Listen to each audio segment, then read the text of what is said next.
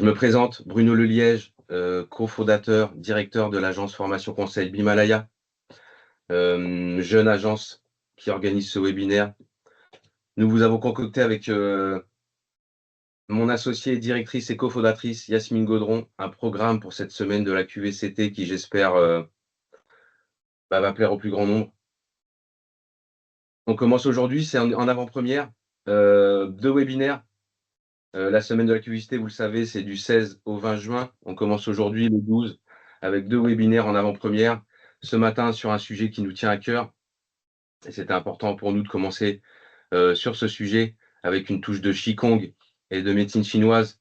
Une couleur et un outil très important pour nous. On a convié pour ça Antoine Caron. Je lui laisserai très vite la parole. Je présente en quelques minutes, très rapidement, peut-être le programme, notre agence, l'idée, l'ADN et ce qui nous réunit aujourd'hui. Bimalaya, Yasmine et moi avons pensé cette agence comme une agence très axée sur justement la transformation des individus, transformation des équipes, des organisations, des entreprises, à un niveau individuel, à un niveau collectif donc. Et pour ça, des leviers importants pour nous, je viens de le dire, bien sûr la médecine chinoise, mais pas seulement, la QVCT, bien sûr, la gestion de projet, le management, les ressources humaines, l'intelligence émotionnelle, l'intelligence collective. Autant de pôles thématiques de formation que vous retrouverez sur notre site internet. Je vais essayer de ne pas être trop long et on va en venir vite au cœur du sujet, puisque vous êtes là, pas pour moi, mais pour notre expert qui nous fait l'honneur et qu'on accueille avec grand plaisir, Antoine Caron, que vous voyez déjà à mes côtés, praticien en médecine chinoise, ostéopathe, quelqu'un qui pratique, et ça nous tient à cœur aussi chez Bimalaya au quotidien, les enseignements qu'on va tenter ici de commencer à vous délivrer. On a voulu cette matinée, cette première heure, ce premier webinaire comme un avant-goût, une petite pastille qui donne envie, une initiation. C'est ça, Antoine, on est d'accord? C'est ça. À ces sujets et autour d'un thème, vous le savez, qui est très important, très lié à la QVCT, les TMS, les troubles musculo-squelettiques. Vous qui êtes ici, ça doit déjà un peu vous parler, mais pas forcément. Alors ça tombe bien, vous êtes au bon endroit aussi. Restez là, installez-vous bien. On espère que ce sera puissant, riche d'enseignements, que ça vous sera utile, bien sûr, même ce petit format. Antoine va nous délivrer quelque chose de riche déjà, en 45 minutes. Je reprendrai la parole à la fin. Donc là, je ne m'attarde pas trop. Je vous présente en 2-3 slides, comme je le disais, notre agence formation conseil Bimalaya. Je vous affiche nos pôles et j'essaye de ne pas être plus long que nécessaire. Merci à tous encore, bienvenue. Ça va démarrer.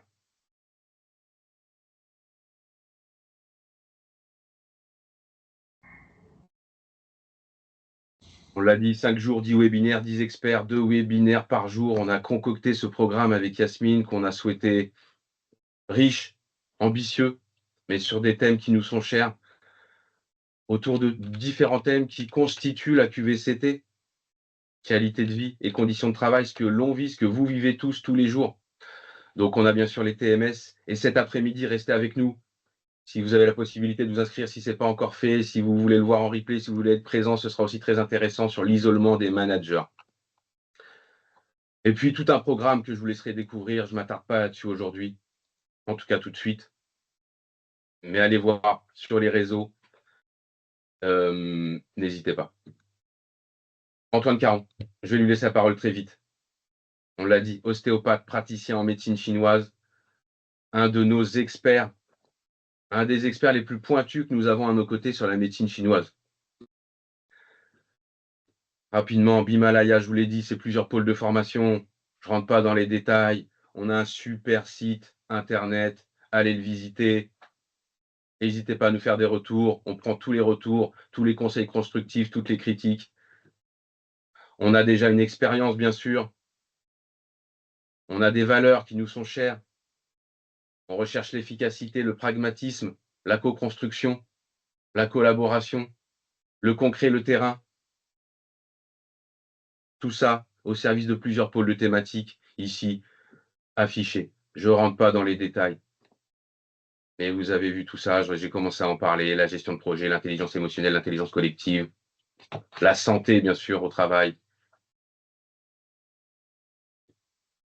On a un pôle important pour nous, bien-être et efficience, axé sur les sagesses orientales, les arts martiaux, très important. Et Antoine en est ici un des émissaires. On a un pôle conseil, un pôle coaching qui sont importants aussi pour nous. On a une offre d'accompagnement global. Et je crois qu'il est temps pour moi de passer la parole à Antoine. Merci encore Antoine, d'être présent Avec plaisir. aujourd'hui. On te laisse la parole, tu as 45 minutes. Je reprends la parole 5 minutes à la fin. Ça Et je marche? vous souhaite de passer un bon moment. Ok, ça marche. Merci Antoine. Alors, je vais juste projeter mon petit hop, support. Tac et tac. Est-ce que tout le monde le voit bien? Tac. Super Antoine. C'est tout bon. Ok. J'ai oublié de Alors, préciser à tout le monde, bien sûr, le chat. N'hésitez pas, le chat. ouais, n'hésitez pas, Euh, hein. des pouces, des réactions, mais des questions tout au long du webinaire. Nous prendrons quelques minutes à la fin et avec Antoine, bien sûr, pour répondre à ces questions. Le chat, n'hésitez pas. Merci, bonne session. Alors, je me présente rapidement. Donc, je suis effectivement ostéopathe, praticien en MTC, formateur auprès d'entreprises partenaires, effectivement, sur les TMS, sur la santé, les postures, les risques professionnels aussi. Donc, on va essayer de parler un petit peu de tout ça, de l'axe santé aujourd'hui, et effectivement, avec le prisme Qigong, qui est si cher à l'Himalaya. On va donc aborder tout ça selon des grands principes. Donc, voici les objectifs un petit peu d'aujourd'hui. Donc, déjà, comprendre vraiment ce qu'on entend par TMS, leur origine, les mécanismes dont ils vont souffrir un petit peu et ce qui va les déclencher. Voir ces grands principes du Qigong, comprendre un petit peu ce que c'est que le Qigong, comment justement il peut nous aider dans la prévention et la gestion des TMS. L'objectif, évidemment, c'est de savoir mettre en place une stratégie, hein. C'est pas seulement de découvrir la culture générale du Qigong, aussi intéressant soit-elle. C'est vraiment de partir avec des compréhensions pratiques, des choses à appliquer directement au poste et réussir justement à vivre au mieux, voire à éliminer un petit peu ces TMS de notre vie. Alors, les troubles musculo-squelettiques, déjà, pour qu'on comprenne bien de quoi on parle aujourd'hui. Alors, c'est vraiment la définition là, vraiment d'emploi.gouv, hein, donc c'est quelque chose de très très basique, très très répété et largement partagé. On va voir, je vous lis juste celle-ci parce que je la trouve formidable. Ces pathologies concernent les muscles, tendons, gaines tendineuses, nerfs, bourses séreuses, vaisseaux sanguins, articulations, ligaments des membres inférieurs, supérieurs et de la colonne vertébrale. Alors, on comprend très vite fait, hein, que les TMS touchent tout. Donc effectivement, voilà, on peut essayer de les définir, mais en fait, ça touche un nombre de structures énormes sur des localisations très très variables. Donc on a effectivement, comme je disais juste en dessous, de nombreux exemples, hein, au niveau de l'épaule, la coiffe des rotateurs, les tendinites qui vont toucher du coup plutôt les tendons, au niveau du coude, l'épicondylite, épitrocléite aussi, les poignets, les canals carpiens, les canals de Guillon, ça c'est plutôt les nerfs, les syndromes de Raynaud, syndrome du marteau hypoténaire, plutôt les vaisseaux. Donc ça peut toucher toutes les structures. Et ce qui est assez fou, c'est de se rendre compte qu'elles ont toutes ces structures-là, on va avoir la même origine, les mêmes choses qui les provoquent et qui déclenchent ces TMS. Donc, en incorporant un petit peu dans notre quotidien ces grands principes et cette compréhension au final pratique, on va pouvoir agir sur toutes ces structures, sur toutes ces localisations-là. Alors, tac, les localisations. Donc là, j'ai fait juste une petite parenthèse sur les deux types effectivement de localisation qu'on va trouver parce qu'elles varient un petit peu entre le poste physique, manuel avec la manutention, etc. et le poste plus sédentaire, plus axé sur la bureautique. Alors, il y a quelque chose qui est flagrant, hein, c'est que dès qu'on va avoir un poste plutôt physique et manuel, on va avoir une fréquence qui est plus élevée. C'est un peu inhérent à la pratique, etc. Et effectivement, ça va nous expliquer un petit peu le rôle des postures et des mouvements.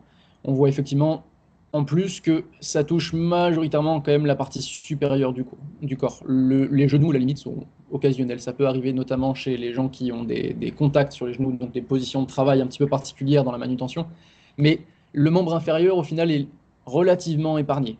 Par contre, le dos et les membres supérieurs, c'est extrêmement fréquent.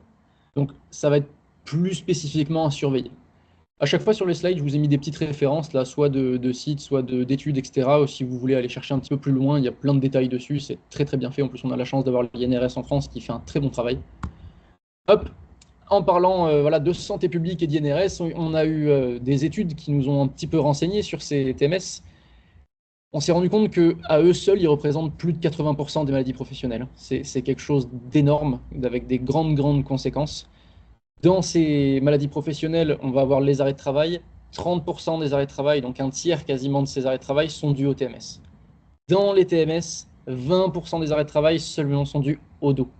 Donc on a énormément de choses qui concernent effectivement le rachis, la colonne, et ensuite les membres supérieurs. C'est ce qu'on voit un petit peu en dessous. Encore une fois, le seul petit détail qu'on voit sur les membres inférieurs, ça va être le petit genou, on le voit ici avec ses petits 1%. Tout le reste, quasiment, dans les membres, va concerner donc le membre supérieur. Et si on prend l'intégralité, on a 50% quasiment qui sont dus aux lombalgies, sciatiques, etc. Donc plutôt sur le dos. C'est vraiment très fort et c'est un enjeu de santé publique très important.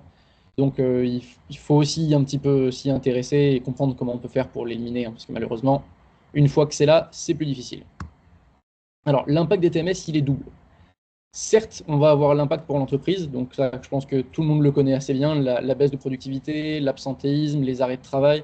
On a quand même estimé en plus de 7 milliards d'euros par an le coût des TMS pour l'entreprise, ce qui est énorme.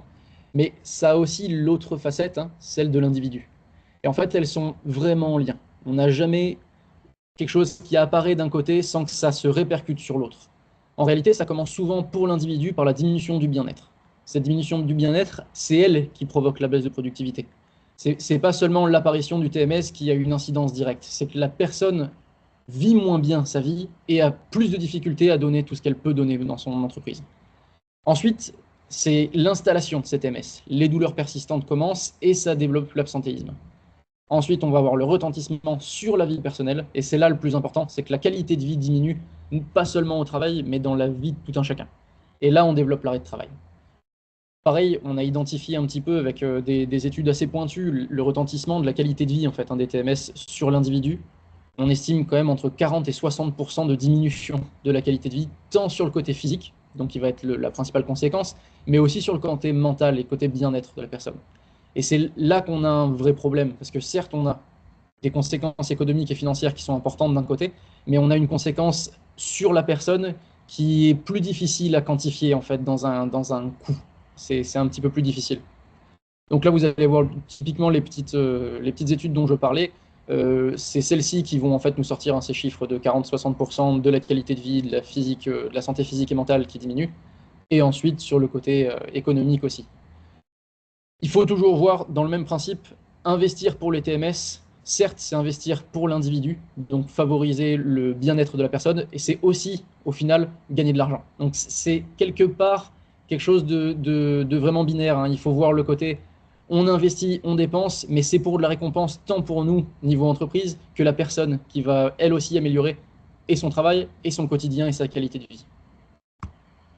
Les facteurs favorisants. Alors là, on va parler de petites choses qui sont un petit peu méconnues au final. On parle beaucoup du système biopsychosocial, effectivement, donc de l'environnement de travail, du stress, etc. Certes, c'est très important. On parle beaucoup de la posture, avec notamment les journées de prévention de posture, mais on oublie une petite chose, c'est le mouvement. En fait, ces petits contingents posture et mouvement, ils sont vraiment très importants car ils sont vraiment très liés l'un à l'autre. On va avoir en fait deux catégories, donc encore une fois, les gens qui souffrent du mouvement, donc avec ces facteurs favorisants du mouvement, donc les gestes répétitifs, le mouvement sous contrainte, le port de charge, ça c'est les principales causes en fait des TMS. À différencier effectivement mouvement sans contrainte et port de charge. Le port de charge, c'est quelque chose d'exceptionnel, c'est par exemple le déménageur qui porte une charge bien trop forte ou qui n'a pas l'équipement associé, qui va se blesser sur l'instant, qui développe directement une pathologie. Le mouvement sans contrainte, c'est plus insidieux, c'est quelque chose où on y pense moins. Typiquement, moi je le vois au cabinet avec les agents de sécurité, les policiers qui ont des gilets de protection, des poids. C'est pas du port de charge au sens propre parce qu'ils ont en fait que 5-6 kilos, ils le sentent pas sur l'instant. C'est pas sur un port de charge où ils se blessent. Par contre, en continu, là pour le coup, on va avoir beaucoup de conséquences qui se rapprochent plus au final des TMS. Le contingent posture, lui, on s'adresse peut-être plutôt finalement à la bureautique, à la sédentarité, que vraiment dans le mouvement. C'est effectivement le maintien de la posture prolongée. Le poste de travail, super important aussi de réussir à avoir un poste de travail adapté pour justement que la posture ne souffre pas. Et encore une fois, le manque d'activité lié à la sédentarité. Ces trois choses-là sont très, très, très importantes. Donc, il faut aussi différencier un petit peu le mythe de la mauvaise posture, hein. La mauvaise posture et la bonne posture, c'est surtout celle qui est maintenue très longtemps ou pas. On peut avoir une posture parfaite. Si on la maintient des heures et des heures, on va finir par avoir mal.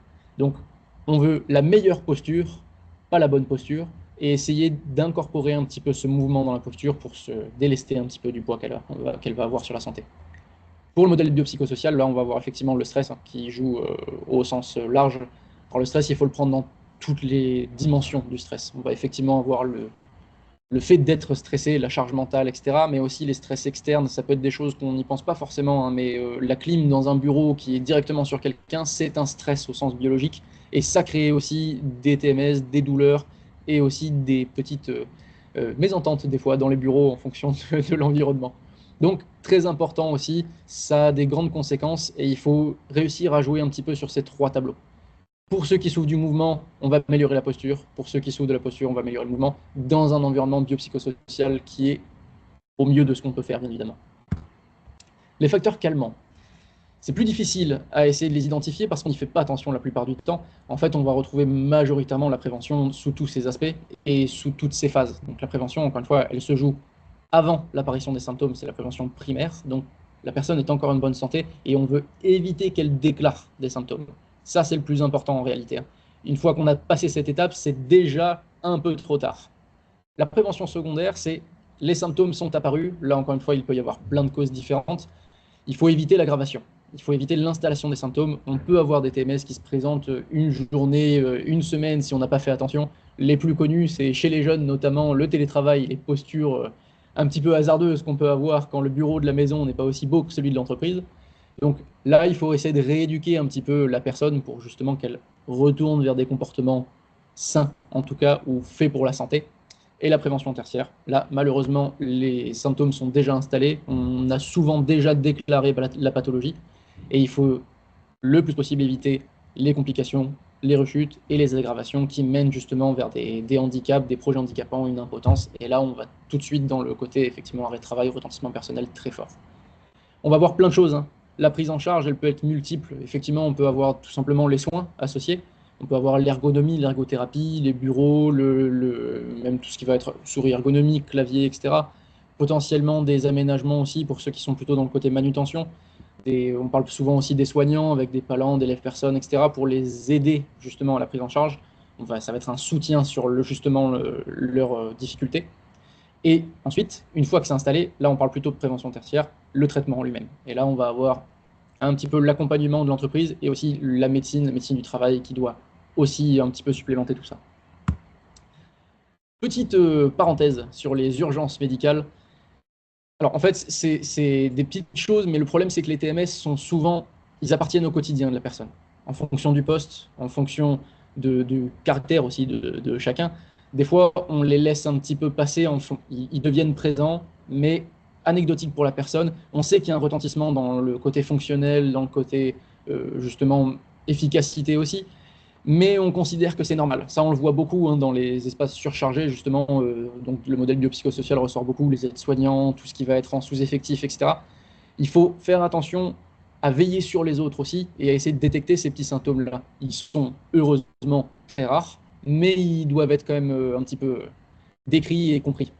On va avoir souvent en fait l'anorexie, donc la perte d'appétit, l'asthénie, la fatigue qui ne part pas au repos, l'amaigrissement, c'est bien la perte de poids involontaire, et non pas je fais un régime et je perds du poids, ça c'est normal.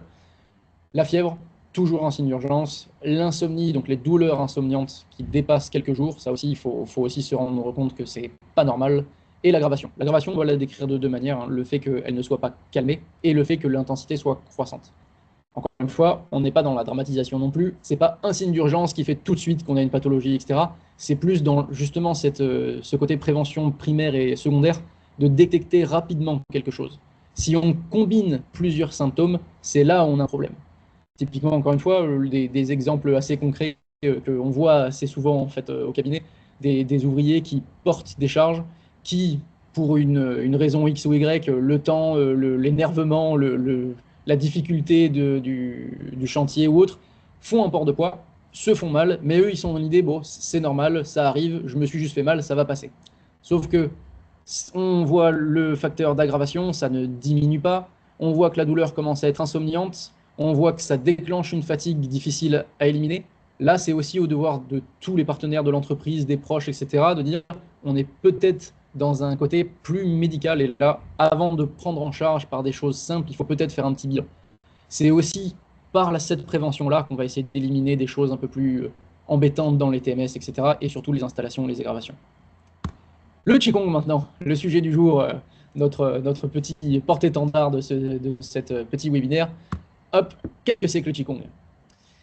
Eh bien, c'est difficile, en fait. Le Qigong, c'est un art thérapeutique, mais il est chinois. Il vient effectivement de la Chine, il est même dans les bases traditionnelles antiques chinoises, donc c'est quelque chose qui a énormément évolué, qui a 3000 ans d'histoire. On doit le comprendre, aujourd'hui, on va le comprendre dans un contexte large et global qui est applicable, pas dans les racines antiques, on ne va pas étudier les textes traditionnels, je vous rassure. Mais il faut déjà comprendre un petit peu ce qu'on entend par là. Ouais, je sais Bruno, je sais que toi tu aurais voulu qu'on aille voir le Hongin Aging, mais pas tout de suite. Donc, le Qigong, dans le côté chinois, et dans sa traduction, on va avoir ces deux caractères-là. Donc, le premier qui s'appelle en fait le Qi, hein, et le Gong. Le Qi désigne l'énergie. Alors, l'énergie, elle est comprise un peu différemment, c'est l'énergie au sens large. Par la médecine chinoise, c'est tout ce qui est énergie, et on verra un petit peu tout à l'heure qu'en réalité, on est de plus en plus dans une médecine énergétique, contrairement à ce qu'on pourrait penser dans la santé publique. Le petit Gong, ça désigne le travail.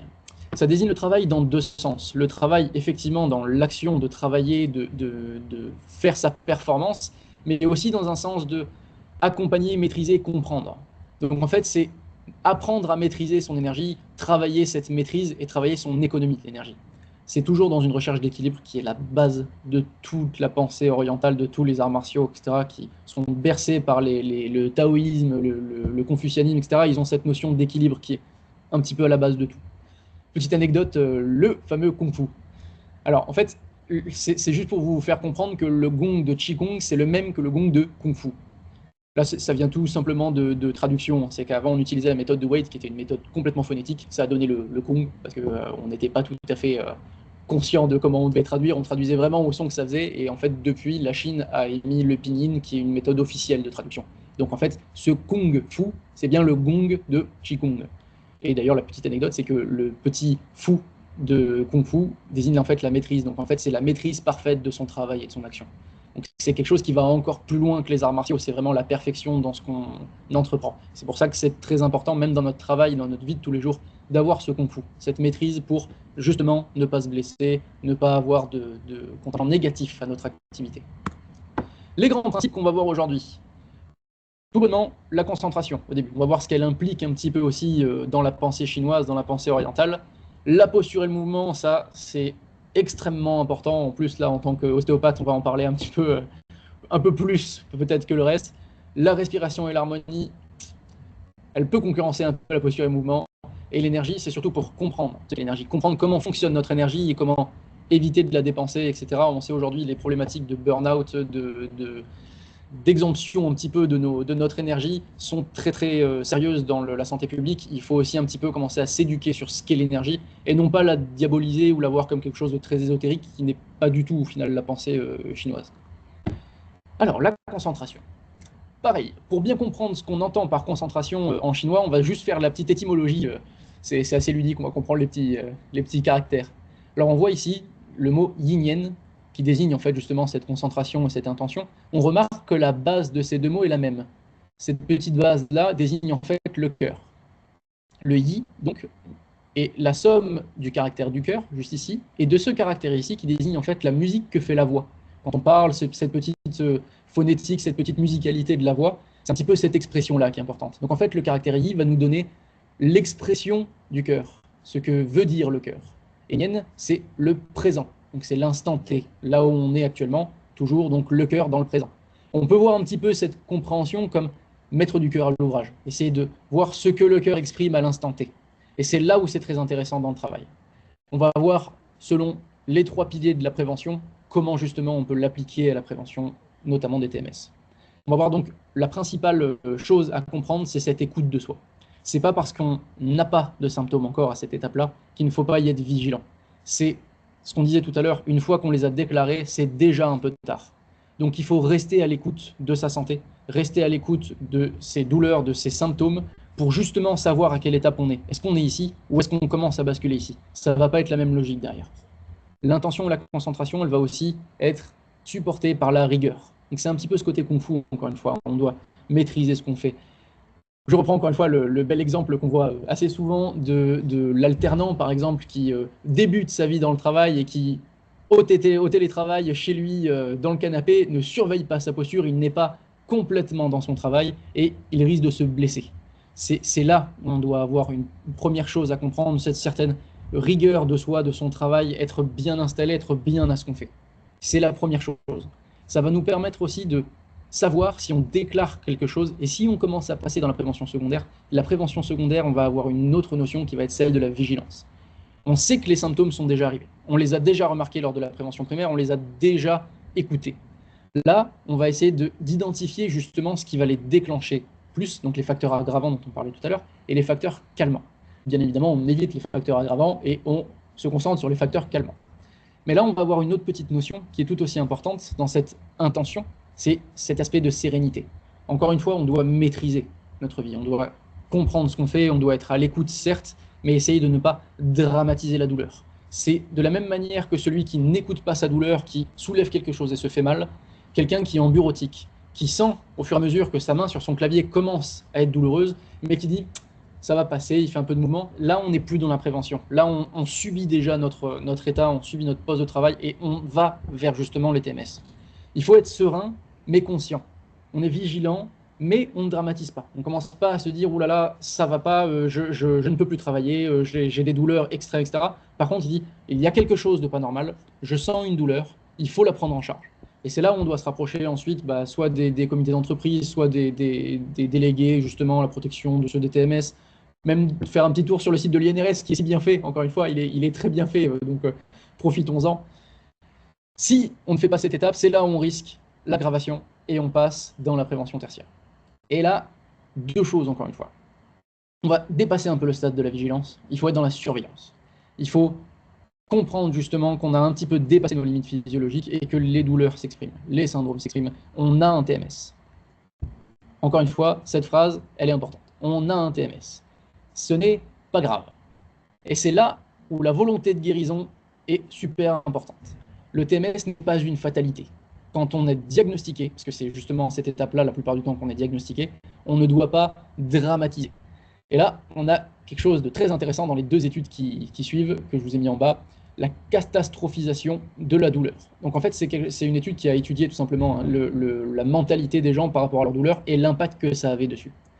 Ce catastrophisme-là, cette façon de voir la douleur comme étant une fatalité, on a un TMS et on est devenu un patient, on est devenu un souffrant, c'est la première porte vers l'aggravation. Donc, surtout pas. On reste toujours dans le Qigong, dans la maîtrise et dans cette intention de guérir. On va toujours aller dans l'idée de, actuellement, à l'instant où je suis, on est toujours dans l'instant présent, j'ai quelque chose, mais c'est mon comportement à cet instant qui va mener à la guérison. Et on est ensuite ici. Cette deuxième étude, donc c'est les études des conséquences de l'évitement. Donc en fait, c'est le même principe. On va essayer, dans cette étape-là de prévention secondaire, d'aller vers les facteurs calmants. Dans cette étape-là, généralement, on ne trouve plus trop les facteurs calmants. On est plutôt dans des facteurs aggravants et on va aller dans l'évitement de ces facteurs aggravants. L'évitement, il est bon et mauvais. Il est bon parce qu'il évite justement l'aggravation, mais il est mauvais dans un sens de favorisation du catastrophisme et de perte justement de capacité. On retourne un petit peu en avant, là où on était tout à l'heure, avec le côté d'impact fonctionnel dans la vie de tous les jours. Si on commence à être limité dans nos actions, notamment personnelles, pas que au travail, par justement nos douleurs, c'est là où on déclenche le catastrophisme. Et on se dit, je ne suis plus capable, je suis devenu le malade, je suis devenu le patient. Ce n'est pas vrai. La santé, elle n'est pas aussi linéaire que ça. On ne passe pas de je vais bien à je ne vais pas bien. On est en fait dans un état constant de recherche toujours d'équilibre, avec des fois des déséquilibres qui se manifestent, et on doit juste aller retourner vers un équilibre, retourner vers quelque chose qui va justement vers la santé. Et c'est là, on a notre dernière petite étude, qui est justement l'évaluation en fait, de l'action de neuromodulation. Donc c'est tout simple, en fait, ça a des noms très compliqués, comme la médecine aime bien les mettre, mais qui en fait, finalement est assez simple, c'est que le cerveau et la compréhension justement de notre douleur, de notre ressenti, agit aussi sur la douleur.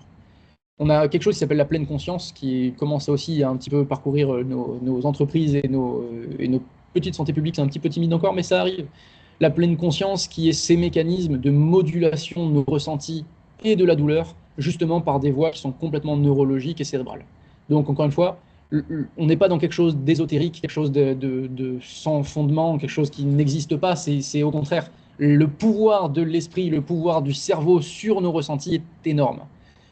Petite anecdote, le cœur en médecine chinoise, c'est aussi celui qui supporte l'esprit. L'esprit réside dans le cœur. Donc on a un petit peu cette connotation aussi de la psyché qui est dedans. C'est pas seulement le cœur, la pompe sanguine comme on peut l'avoir en biologie.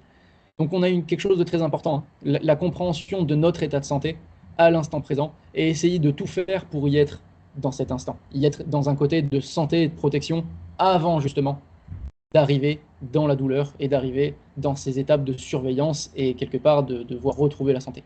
Encore une fois, la prévention se joue à 80% ici. Prévention primaire avant tout. Les postures et mouvements maintenant, ma partie préférée. Alors, c'est quelque chose d'assez fou parce que on parle souvent de posture, on parle très rarement de mouvement dans la réalité. Encore une fois, ça commence à venir, hein, la médecine y va tranquillement. Elle commence, elle est un petit peu timide toujours, mais elle y va, elle a besoin de plus de preuves, c'est tout à son honneur. La posture, c'est le support du mouvement. C'est ce qu'on voit ici, la posture soutient le mouvement. Le mouvement ne peut s'exercer que si la posture est optimale pour l'exercer, sinon il y a blessure. A contrario, ce qu'on disait tout à l'heure, il n'y a pas de bonne posture. On a toujours le mouvement qui va soulager cette posture. Le mouvement, c'est la clé, justement. Si on est tout bêtement, là j'ai mon ordinateur, j'ai mon clavier. Si je me mets dans une mauvaise posture, je me tourne vers là, mais je dois travailler. Je vais me mettre dans une torsion complètement catastrophique et je vais avoir mal. La posture n'est pas adaptée à ma fonction, n'est pas adaptée à mon mouvement. Donc, on adapte la posture, je me remets dans le bon sens et je suis dans une posture qui est favorable à mon mouvement. Là-dessus, on va avoir justement tout ce qui est soutien normalement ergonomie, ergothérapie, etc., qui joue beaucoup, hein, sur la posture, l'aide à la posture. Mais le mouvement, il est plus pernicieux dans sa compréhension parce qu'on a tout le temps une tendance à diaboliser le mouvement parce que la plupart du temps, on dit quand je bouge, j'ai mal. C'est là qu'on diagnostique la douleur et la souffrance. Et en fait, c'est l'inverse. On se rend compte de plus en plus, hein, que les tendinites, notamment tout ce qui est tendineux, tout ce qui est douleur, effectivement se déclenchent au mouvement, mais s'amenuisent au mouvement, diminuent au mouvement. Donc c'est la clé en fait de la récupération, c'est cette harmonie toujours, hein, ce qu'on voit dans ce superbe petit symbole qu'on retrouve partout maintenant.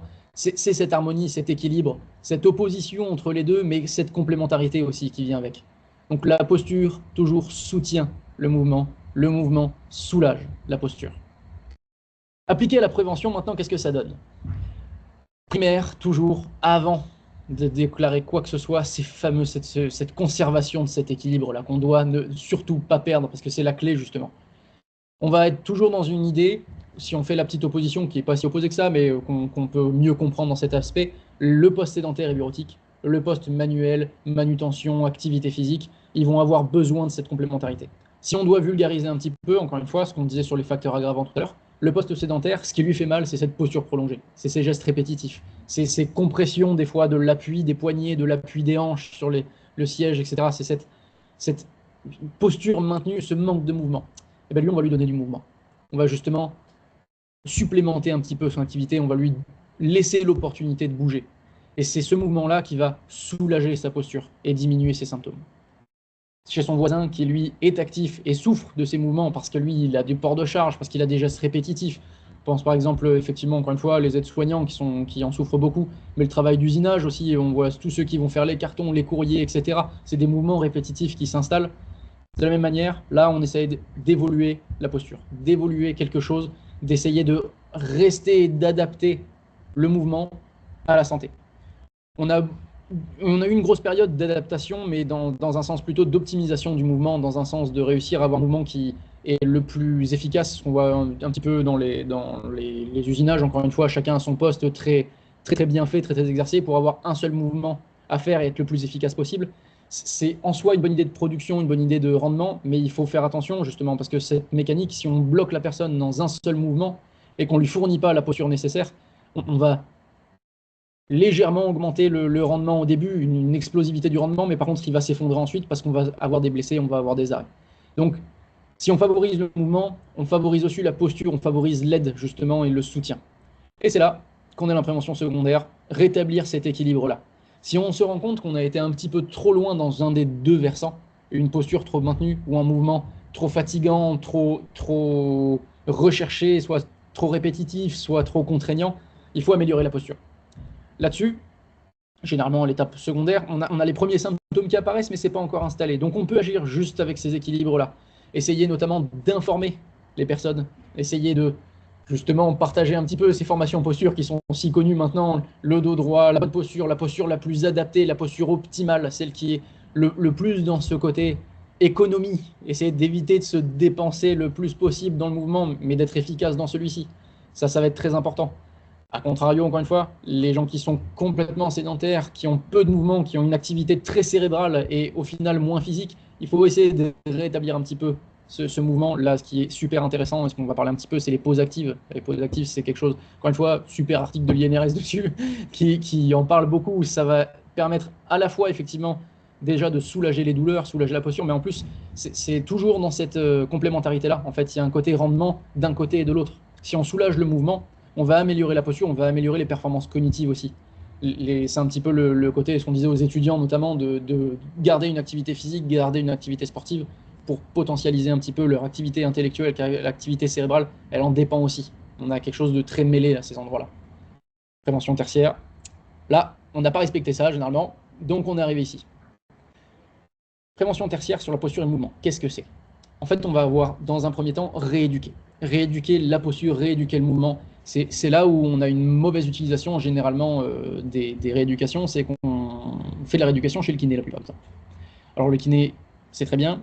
Le problème, c'est qu'on a pas mal quand on est chez le kiné, la plupart du temps, on a mal quand on est au travail. Et la rééducation, ce serait mieux si on la faisait sur le lieu de travail. Et c'est pour ça qu'on a eu de plus en plus là, des entreprises qui essaient de mettre à disposition des cours de sport, des choses d'activité, des cours de yoga, des cours de pilates sur le lieu. Et c'est ça qui est le plus intéressant en fait. Hein. Le kiné, alors au-delà du côté santé publique, du coup, tant au niveau temporel justement, de l'heure qu'on doit avoir à lui dédier, du côté financier, de tout ce qui va être associé justement à ces rendez-vous-là, mais c'est sur le travail, encore une fois, qu'il faut jouer. C'est là où on a les facteurs qui nous aggravent un petit peu nos douleurs. Donc il faut essayer de entrecouper un petit peu notre journée de ces rééducations, de ces mouvements, réussir à les incorporer un petit peu dans notre routine. Là-dessus, encore une fois, des belles études, on progresse en sciences, c'est magnifique. Le bénéfice pour la santé des exercices justement de Qigong et Tai Chi, qu'il a été mesuré en fait, hein, notamment sur le côté explosivité, donc là c'était plutôt sur un côté manutention justement et effort physique, on s'est rendu compte en fait que le Qigong et le Tai Chi dans un sens de relaxation et travail de la posture pour les gens qui font de la manutention ont diminué déjà leurs symptômes, mais aussi augmenté leur productivité. Donc là encore une fois, on voit que la réponse pour les gens qui ont besoin de soulager un petit peu leur douleur au mouvement, elle va être dans la posture. Et ça c'est la fameuse core strength, la force un petit peu de gravité, la force justement centrale, un petit peu la position des lombaires, les abdos, etc., qui sont souvent aussi mal travaillés à la salle de sport et qui sont mieux travaillés au Qigong, etc. Je peux vous le dire parce que je travaille en partenariat avec des salles de sport. je vois ces bons et mauvais travail. Ensuite, l'effet du Qigong sur les douleurs, justement. Là, on va être un petit peu plus spécifique sur les douleurs lombaires. Alors, c'est intéressant notamment parce qu'en fait, c'est ce qu'on disait, hein, c'est les TMS, il y a 80% de maladies professionnelles des TMS, 30% de TMS qui découlent en arrêt de travail. Et sur ces arrêts de travail, on a 20%, donc quasiment les 2 tiers, hein, qui sont représentés par les douleurs du dos. C'est super important. Là, pareil, le Qigong a démontré un effet assez intéressant. C'est une méta-analyse en plus, donc c'est assez solide comme étude. On a des bons résultats, jusqu'à 30% de bénéfices hein, sur les douleurs et sur même la capacité en fait. On diminue justement aussi l'impact sur la vie professionnelle et la vie personnelle. Donc très intéressant. Cette dernière étude, c'est la prévention justement des douleurs, voir qu'on arrive le plus possible à les diminuer, cette fois-ci, non pas par la rééducation, mais par le soutien. Et là, on part justement sur le côté plutôt ergonomie, ergothérapie. Il faut vraiment comprendre ce côté complémentaire. Il n'y en a pas un sans l'autre. Le mouvement, il doit être supporté par une posture. La posture, si elle ne peut pas être supportée par une tonicité le temps de la rééducation, on supplémente. Ce qui est très connu là-dedans, ça va être les ceintures lombaires, pour notamment la manutention et les activités un petit peu physiques. Pareil, il faut être raisonnable, c'est toujours une notion d'équilibre. Si tout le long de notre travail, tout le long de notre activité physique, on porte une ceinture lombaire, on soutient trop, mais du coup, on ne rééduque pas. On remplace notre activité musculaire par un soutien externe. Le muscle, lui, diminue. Dès qu'on va enlever la ceinture, on va se blesser. Ça doit être un soutien et non pas une béquille. Jamais de béquille. C'est toujours le corps et sa santé à lui qui doit retrouver justement le côté optimal de ses capacités. Jamais quelque chose qui nous remplace, sauf si on n'a pas le choix, mais c'est assez rare quand même. Sinon, on passe sur les prothèses, on sort un peu du 4TMS là. Donc, très important aussi, hein, l'ergonomie. Là-dessus, sur la posture aussi, on en a parlé un petit peu de l'ergonomie pour la posture et le soutien. Et ça existe aussi pour le mouvement. On voit notamment dans les postures bureautiques. On parle beaucoup maintenant de bureau assis debout. Très bonne solution. Dès lors qu'ils sont réglables, effectivement, que la personne peut choisir son intensité, etc. On parle aussi des sièges qui sont faits par des ballons, un petit peu les gros ballons type Pilates, etc., où ils se posent dessus. Alors, petite anecdote là-dessus, il faut rester raisonnable, hein. J'ai eu des patients qui étaient tellement enjoués par ce ballon et cette nouvelle façon de s'asseoir qu'ils ont enlevé leur chaise ergonomique et ils l'ont vite regretté. Encore une fois, on est toujours dans une notion d'équilibre. Le ballon, il est là pour complémenter la posture, pas pour la remplacer. Si on passe d'un seul coup à 8 heures de ballon à la place de 8 heures de chaise, musculairement parlant, on va vite le sentir très très fort. Et on va regretter un petit peu notre chaise ergonomique qui nous cale un petit peu le lombaire. Donc, à la limite, là, dans les organisations, toujours dans le modèle biopsychosocial, peut-être selon un peu l'organisation, mais si on voit un bureau de 3 personnes, on prend un ballon et chacun son tour, on reste 1 heure dessus, déjà, ce sera bien plus cohérent par rapport à la santé et bien plus dans cette recherche d'équilibre que de tout remplacer directement. Sinon, on va avoir des petits soucis à se faire sur d'autres sujets. C'est à peu près tout pour la posture et le mouvement. Donc, rééducation, soutien, c'est les 2 clés. On conserve l'équilibre dans la première partie, on le rétablit dans la deuxième, et ensuite, si on ne peut plus le rétablir à cause justement des effets secondaires, etc., on soutient, on trouve des causes externes, on amène un petit peu la personne à se faire aider, que ce soit par des mécaniques, par une rééducation, une information, quoi que ce soit. C'est là où on va développer un petit peu justement ce retour à la santé. Petit exemple de la posture, parce qu'on parle souvent de la posture, de la bonne posture, de la mauvaise posture. Encore une fois, ça n'existe pas. On a juste les postures optimales. Posture optimale signifie en fait posture d'économie. C'est une posture qui dépense le moins d'énergie possible. Là, on a une très belle image d'un pratiquant justement de Qigong qui nous fait la posture de l'arbre, la posture de base du Qigong, qui est en fait une posture incroyable sur la conséquence justement énergétique dans le sens de dépenses musculaires, dépenses aussi d'un point de vue oxygénation, dépenses énergétiques sur ce domaine un petit peu général là. Premier point, le plus important, la verticale de la colonne. Ça, c'est basique. Si on est comme ça toute la journée, je peux vous dire, vous pouvez essayer de le maintenir pendant 30 minutes, 1 heure, vous allez vite vous rendre compte que c'est une mauvaise posture. Toujours, on essaie d'aligner le sommet du crâne avec la base, le bassin, le périnée, donc l'entrejambe. C'est ces zones-là qui sont les plus importantes à avoir pour la colonne. Encore une fois, colonne, quasiment 50% des TMS hein, à eux seuls. Donc, point facile, mais il faut y être attentif. Ça concerne aussi le mouvement. Là, on parle de la posture, mais là, encore une fois, la posture soutient le mouvement. Si on commence à soulever des choses, on reste dans cet axe-là. Si on commence à soulever quelque chose comme ça, on se fait mal. Encore une fois, les consultations qu'on voit souvent au cabinet, c'est les mouvements asymétriques. Je suis dans la voiture, j'ai fait ce mouvement-là, et là, je suis resté coincé. J'ai avancé le bras, et je suis resté coincé. On reste dans cette posture-là, et on fait un petit peu l'économie de nos dépenses énergétiques. On reste assez symétrique et bien ancré. Pour les membres maintenant, ce qu'on appelle les parallèles, en fait, c'est les parallèles des articulations. Donc en fait, on voit, c'est pour respecter en fait cette verticale aussi, hein. Les épaules au même niveau, les coudes au même niveau, les poignets au même niveau. C'est ça la posture la plus neutre qu'on peut avoir.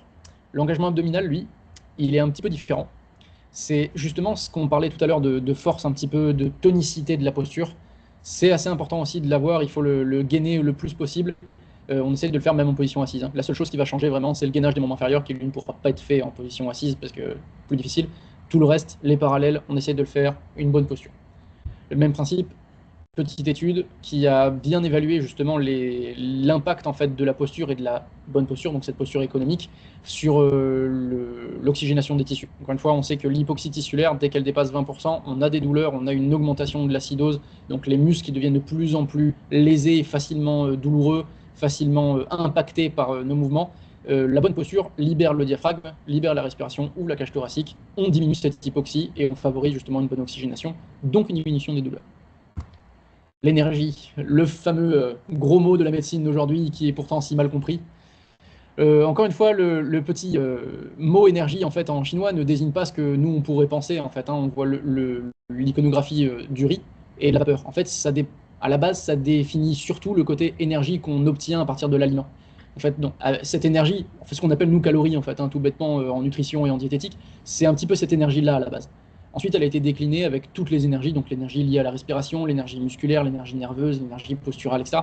Mais c'est beaucoup plus factuel que ce qu'on pourrait penser. C'est juste que c'est un terme large pour englober ce qu'on n'arrive pas à englober dans la médecine moderne occidentale. La prévention, elle va être très simple. Au début, sur le côté primaire, il faut juste adapter les apports aux dépenses. Un exemple assez facile, hein, quelqu'un qui est justement dans une vie plutôt sédentaire, bureautique, beaucoup de réunions, beaucoup de travail cérébral, si le midi il va manger au restaurant avec ses clients et qu'il mange 3 fois plus que ce qu'il devrait dépenser dans la journée par rapport à son activité, il va mal le vivre. Donc c'est la fameuse fatigue postprandiale à 14 heures, on est complètement dans les vapes, etc. C'est parce qu'on a trop d'apports et du coup on dépense plus que ce qu'on devrait pour notre journée dans la digestion des apports et en plus on stocke. On n'est pas dans quelque chose d'adapté, on ne va pas faire une dépense physique énorme, etc. Pareil, hein, l'impact alimentaire il est très fort, mais c'est pas le seul. On parlait de respiration, on parlait de posture. La posture va en fait économiser l'énergie dépensée. Encore une fois, si on est dans une mauvaise posture et qu'on fait un mouvement, on va dépenser plus d'énergie musculaire et nerveuse pour réussir ce mouvement que si on était dans une posture parfaite. Donc l'apport correct et la dépense adaptée, encore une fois, ce petit signe qui désigne tout, c'est la clé en fait de la prévention primaire est de ne pas se blesser. Toujours le même principe, si on n'a pas réussi pour X raison à maintenir cet équilibre-là, on passe en prévention secondaire, on a déclaré quelques symptômes. Et là, on surveille les apports. Surveiller les apports, c'est quoi? Surveiller effectivement la quantité, mais la qualité aussi. La qualité des apports, on repart un petit peu même sur le point précédent. Là, ici, on parlait justement d'apport en fait oxygène hein, par rapport à la posture. C'est un peu le même principe. On réfléchit un petit peu, on essaye de réévaluer un petit peu nos apports, est-ce qu'ils sont corrects? Ce qu'on voit beaucoup aujourd'hui, hein, c'est la posture assise avec ce petit effondrement de la posture, elle bloque le diaphragme, mais on a un mauvais apport d'oxygène. Donc, justement, toujours ce qu'on disait, cette petite hypoxie qui déclenche les douleurs. Là, on doit le surveiller. Donc, en le surveillant, on rétablit un petit peu. On évite justement ce côté diminution de l'apport ou alors dépenses non maîtrisées. Le même principe, la dépense, elle doit être cohérente. Une personne seule qui soulève un frigo, elle a toutes les chances de se blesser. Hein. Donc, si on n'a pas la capacité d'avoir justement l'apport, on soutient. On retourne encore une fois sur le côté posture et mouvement juste ici. On soutient. Les aides-soignants qui doivent soulever un patient de 80 kg alors qu'eux-mêmes en font 50, ils ne peuvent pas le faire. La dépense n'est pas aménagée et logique par rapport à leur rapport et ce qu'ils peuvent donner. Donc, on soutient, encore une fois, un lève-personne, une barre pour les aider, quelque chose une ceinture lombaire, par exemple, sur un effort trop important. Là, ça reste dans le soutien. Il faut justement rester dans cette dépense corrélée. Et c'est là où on rejoint un petit peu ce point-là, éviter la stagnation. Alors la stagnation, c'est un concept un petit peu flou en médecine occidentale, etc. Il est plus abordé justement dans la médecine orientale. La stagnation, ça va être en fait toute énergie qui ne circule pas normalement. Pour faire très très simple, encore une fois, si vous soulevez, encore une fois, on prend l'exemple du frigo, si vous soulevez le frigo, tous vos muscles vont devoir faire cette action de soulever. S'il y a un endroit où la force n'est pas distribuée correctement, typiquement, on est comme ça et on le soulève, cette zone-là qui va se retrouver en compression, elle va rompre. C'est le même principe que si vous prenez une paille en carton et que vous appuyez des deux extrémités, là où la force va s'accumuler, ça va se casser. C'est exactement le même principe. Il faut que l'énergie circule librement. Et encore une fois, on est dans le même débat. Hein. L'énergie est au sens large. Donc l'énergie mentale, l'énergie musculaire, l'énergie nerveuse, tout ça doit être pris en compte. Prévention tertiaire, c'est un petit peu tard, mais on peut encore jouer sur cette énergie-là. Et là, le plus important, le repos. C'est un petit peu ce côté... on a un côté un petit peu délétère dans l'arrêt de travail, dans la pensée, même pour les travailleurs qui se mettent en arrêt, des fois ils ont une certaine culpabilité, etc. C'est pas bon. Le repos est essentiel.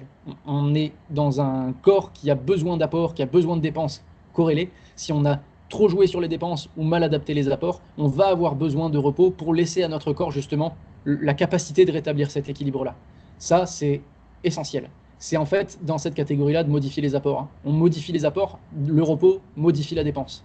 Donc, on change les apports qu'on a, on change la dépense qu'on effectue, c'est très important. Juste une petite anecdote là-dessus sur le fonctionnement en fait du système en médecine orientale. Il faut se dire qu'il y a quelque chose de beaucoup plus admis aujourd'hui qu'en médecine occidentale. Tout est en relation, tout est toujours en train de travailler avec l'autre. Le cœur travaille avec le poumon, il travaille avec le foie, il travaille avec tous les organes les uns aux autres, le muscle il travaille avec les os, travaille avec les tendons, travaille avec les ligaments. On a tendance en Occident aujourd'hui d'aller de plus en plus vers une médecine de spécialité et de segmenter tout ça. C'est certes dans la médecine, notamment en chirurgicale, la médecine de pointe, c'est essentiel, on ne peut pas faire autrement. Par contre, quand on est dans les TMS, quand on est dans la prévention, on n'est pas encore là dans cette prise en charge de spécialité. Il faut rester cohérent avec ce système-là qui fonctionne les uns avec les autres. On doit rester dans des apports et un repos cohérent par rapport à l'équilibre dont a besoin notre système. Si on dépasse les apports, si on dépasse les dépenses, on va rompre un peu cet équilibre-là. Toujours ce petit signe-là hein, qui résume tout. Là, pareil, deux petites études.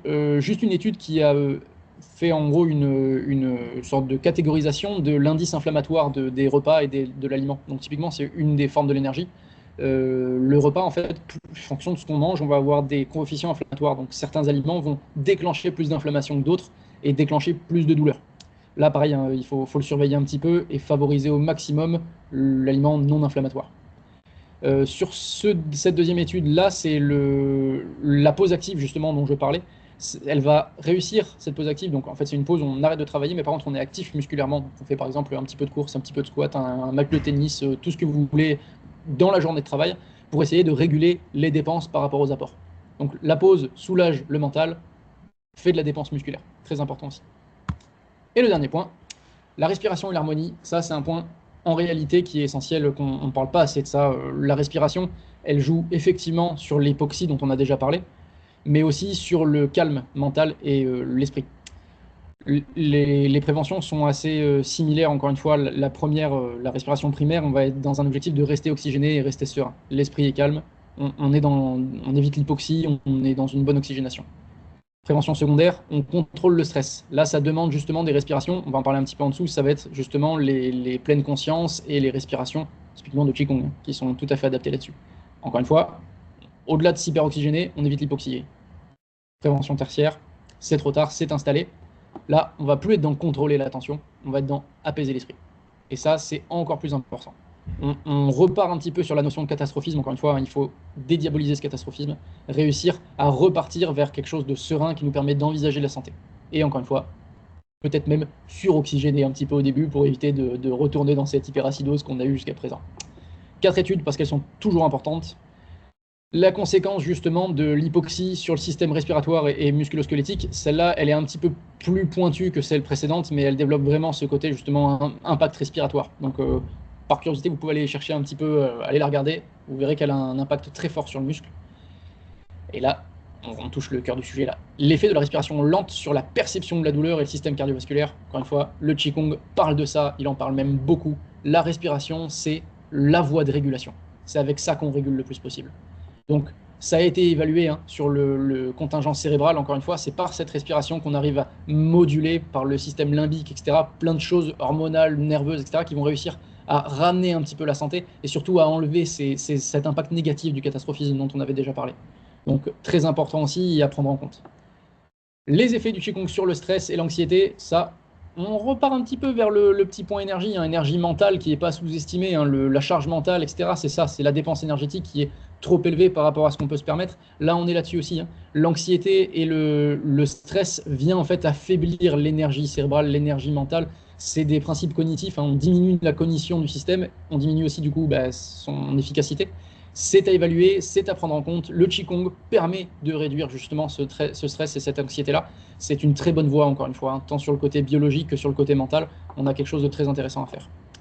Et la dernière, ça, c'est ma préférée, c'est la variation du cœur en lien au baroréflexe. Alors là, on est un peu plus pointu, mais ce qui est important à se dire, en fait, c'est que le cœur, il fonctionne en harmonie parfaite avec le poumon. Tout simplement, si le cœur pompe énormément de sang et que le poumon n'a pas le temps de l'oxygéner, ça sert à rien. Donc, dès que le cœur accélère, le poumon augmente son volume. C'est une voie qui est complètement automatisée en fait par les rythmes cardiaques, justement le système nerveux cardiaque et le système pulmonaire. Si on agit sur la respiration, on agit sur le cœur. Si on hyperventile, le cœur s'accélère pour essayer d'oxygéner au maximum et de ramener du sang à se faire oxygéner. Mais du coup, l'inverse est vrai. Si on diminue le rythme respiratoire, on va diminuer le rythme cardiaque. Et on rappelle, comme tout à l'heure, le cœur, c'est le logis de l'esprit dans la médecine orientale, c'est là où se passe tout. Donc, quand on arrive à diminuer le rythme cardiaque par le biais de la respiration, on apaise l'esprit et on retrouve cette fameuse harmonie.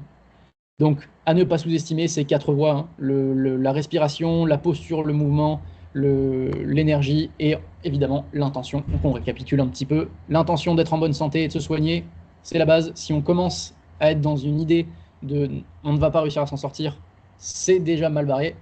Si on a une posture qui soutient efficacement le mouvement, on ne se blessera pas lors du mouvement. Si on a du mouvement qui soulage suffisamment la posture, on ne se blessera pas en maintenant une posture. L'énergie s'acquiert, s'économise et se dépense. Ça, on pourrait la mettre encore plus en gras qu'elle ne l'est déjà, celle-ci. Il faut avoir des apports énergétiques cohérents. Il faut réussir à dépenser l'énergie de manière cohérente pour économiser de l'énergie. Encore une fois, la vie, c'est pas seulement je mange et je dépense ce que j'ai mangé. Il faut réussir à garder un petit contingent pour nous, pour le personnel, pour l'individu, pour faire en sorte aussi que le travail soit bien effectué et retrouver ce petit kung-fu là dont on parlait tout à l'heure. La respiration, clé de l'harmonie. Ça, je vous expliquais, il y a plein de voies qui en font partie. Il y en a encore plein d'autres qu'on n'a pas pu aborder, qu'on n'aurait jamais le temps d'aborder tellement elles existent, mais qu'elles sont complexes. Mais il faut en tenir compte malgré tout. Cette respiration-là, elle est aussi importante pour l'intention, la respiration, l'énergie. Essayez d'instaurer un petit peu cette routine de respiration. J'ai fait une petite plaquette avec un exercice respiratoire que vous pourrez peut-être essayer de faire si vous voulez dans la journée au travail, vous verrez déjà en quelques jours, on sent le bienfait que ça fait. Donc tout ça, c'est résumé là-dedans. On pense à l'équilibre, on pense à la prévention primaire, avant même de penser au reste, et on va aller vers la santé.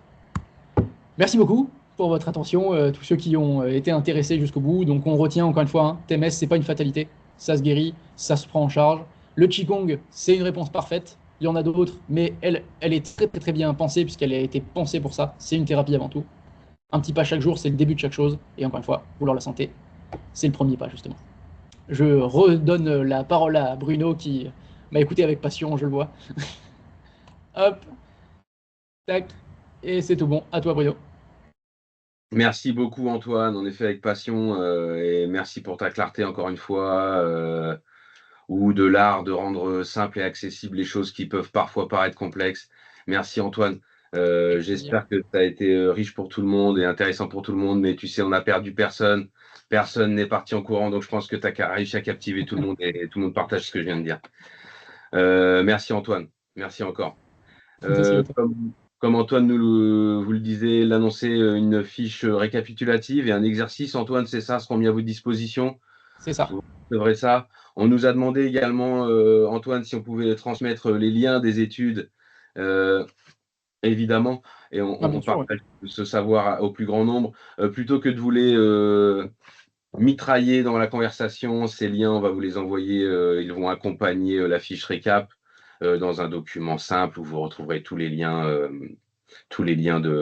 que nous a présenté Antoine de nombreuses études, puisque en effet Antoine il sort pas tout ça de son chapeau et il s'appuie, comme nous l'a expliqué, sur des savoirs multimillénaires. Quelques réactions peut-être, quelques questions.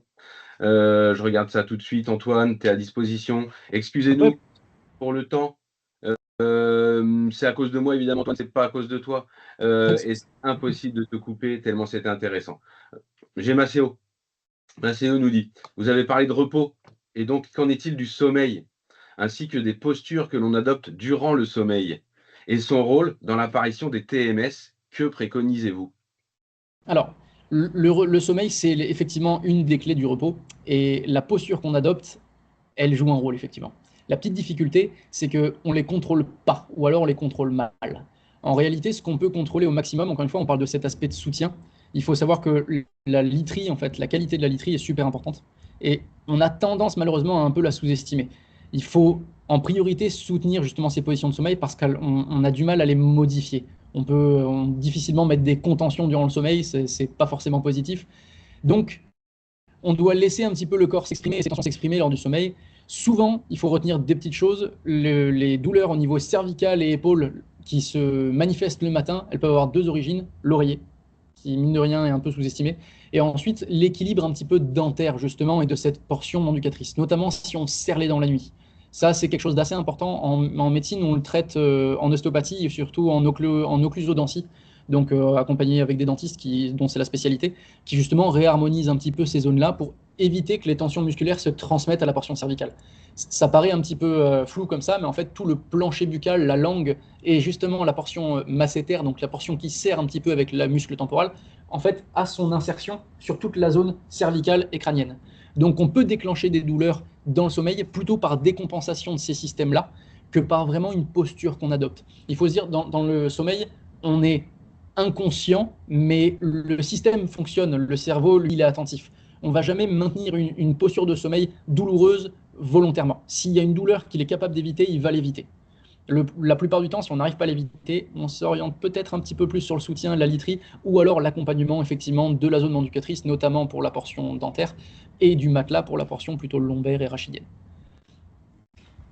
Antoine, si je comprends bien, et pour bien finir de répondre à Maceo, l'important, ce serait d'aller se coucher peut-être détendu, justement, serein, et le corps fera le travail. C'est un peu ce que…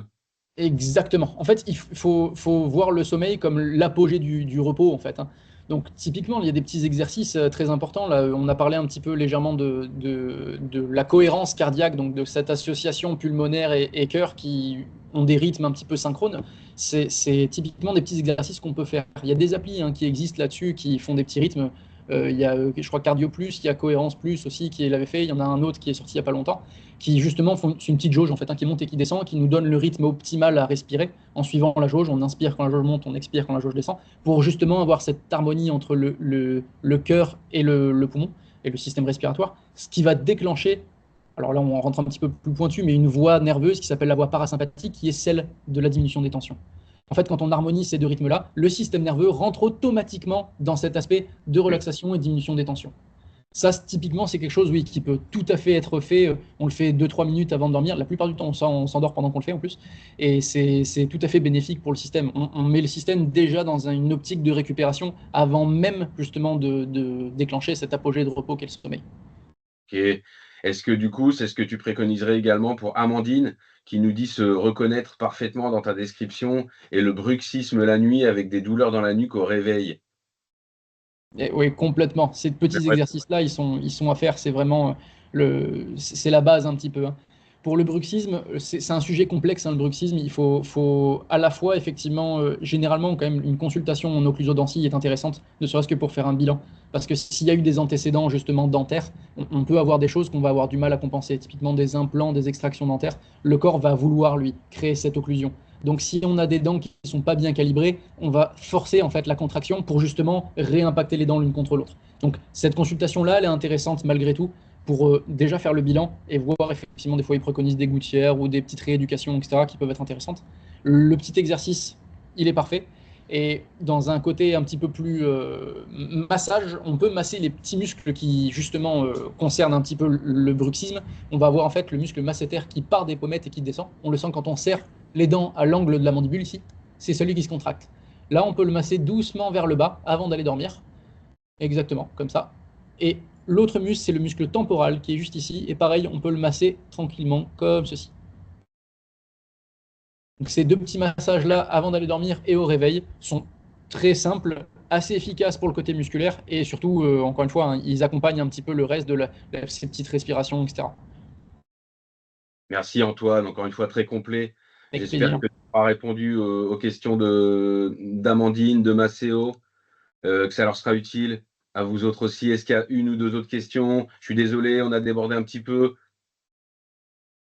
On va conclure très rapidement en 5 minutes s'il n'y a pas d'autres questions. Je crois que oui, que Maceo et Amandine notamment ont été très fait tes réponses. Ils vont tester tout ça ce soir, je crois savoir. Et merci encore. On te félicite pardon aussi pour ta passion. On sent que voilà, c'est des choses que tu connais, que tu maîtrises et passionné par ce que tu fais. Et évidemment, ça se ressent. On nous dit très intéressant, percutant. Merci Rod, très sympathique. Merci pour vos recueils, vos retours, pardon. Je remercie aussi, j'en profite, pour vous remercier tous participants, pour remercier Boris, Yasmine, tous ceux qui ont rendu possible ce webinaire. Merci beaucoup à Antoine encore une fois, très précieux.